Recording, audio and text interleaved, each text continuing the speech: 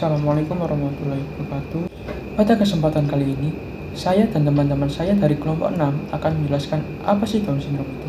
Perkenalkan, nama saya Jafar Staramansyah dari kelas 12 MIPA 5 nomor absen 8. Perkenalkan, nama saya Aurani Srina Cahyandini, nomor absen 5 dari 12 MIPA 5. Perkenalkan, nama saya Yosua Wisanggeni Putra Permadi, nomor absen 34 dari 12 MIPA 5.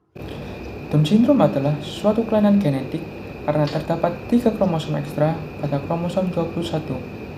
Sehingga penyakit ini juga dapat disebut sebagai trisomi 21. Normalnya, seseorang hanya memiliki 46 kromosom. Namun, pada penderita Down syndrome ini, mereka memiliki 47 kromosom dikarenakan adanya kromosom ekstra. Mutasi yang menyebabkan Down syndrome. Down syndrome disebabkan oleh kelebihan kromosom pada autosom nomor 21. Jadi, yang mengalami mutasi adalah kromosomnya dengan bertambahnya jumlah kromosom tersebut atau yang kita kenal sebagai aneosomi. Normalnya, autosom memiliki sepasang kromosom. Namun, pada penderita Down syndrome terdapat 3 buah kromosom sehingga mengalami perubahan yaitu 2N+1, trisomi. Oleh sebab itu, kelainan ini juga disebut sebagai trisomi 21. Dampak Down syndrome terhadap organismenya. Yang akan saya jelaskan pertama adalah dampak Down syndrome terhadap fisik organisme. Penderita Down syndrome cenderung memiliki fitur fisik yang khas daripada manusia pada umumnya, seperti yang terlihat pada gambar di PowerPoint berikut. Yang pertama yaitu, penderita Down syndrome cenderung memiliki muka yang datar. Jika manusia biasa dilihat dari samping, maka akan terlihat fitur yang meliuk-liuk. Sedangkan penderita Down syndrome memiliki muka yang cenderung datar, terutama pada bagian batang hidungnya. Yang kedua yaitu, sudut mata luar yang naik ke atas, atau mirip seperti bentuk almond. Yang ketiga, leher penderita Down syndrome lebih pendek daripada manusia yang tidak mengalami Down syndrome. Yang keempat, telinganya lebih kecil daripada ukuran telinga pada manusia umumnya. Yang kelima, mulut penderita Down syndrome berukuran kecil dengan lidah yang terjulur keluar. 6. Penderita Down syndrome memiliki bintik-bintik putih di iris mata, atau di bagian hitam-hitam mata. Yang ketujuh, ukuran tangan dan kaki penderita Down syndrome cenderung lebih kecil daripada yang tidak menderita Down syndrome. Yang kedelapan, penderita Down syndrome hanya memiliki 1 garis tangan, di mana rata-rata manusia biasa memiliki 3 garis tangan.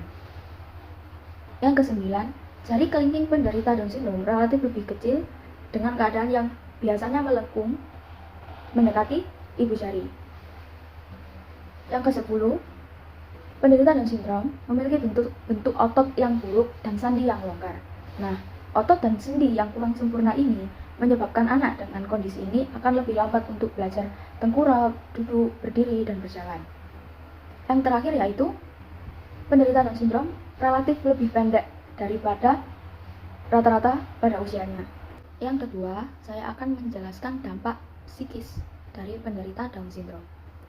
Pertama, yaitu penderitanya sulit untuk berkonsentrasi, memecahkan masalah, dan memahami akibat dari perbuatannya.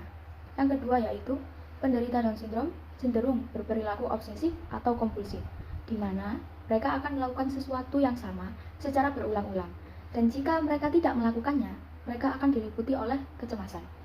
Yang ketiga yaitu, menghambat perkembangan anak yang mengalami Down syndrome dalam membaca, berjalan, dan bicara.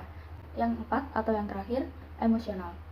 Orang dengan keadaan Down syndrome agaknya lebih sulit untuk mengendalikan emosinya.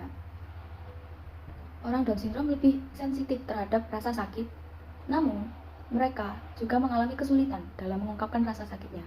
Bahkan, sejumlah studi mengatakan bahwa orang dengan keadaan Down syndrome beresiko lebih tinggi terkena depresi daripada orang yang tidak mengalami Down syndrome atau orang normal. Cara mengatasi dampak Down syndrome.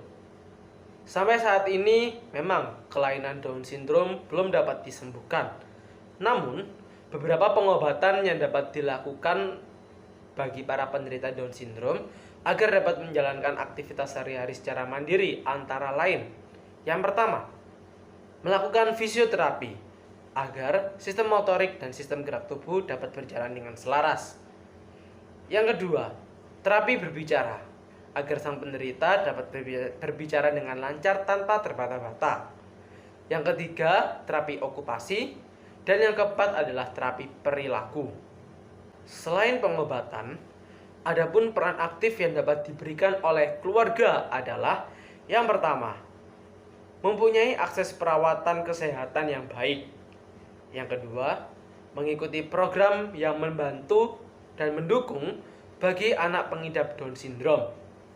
Yang ketiga, mengikuti organisasi yang memberikan edukasi dan dukungan untuk bertukar informasi seputar perawatan pengidap Down syndrome. Dan yang keempat adalah menjalani kehidupan berkeluarga senormal mungkin.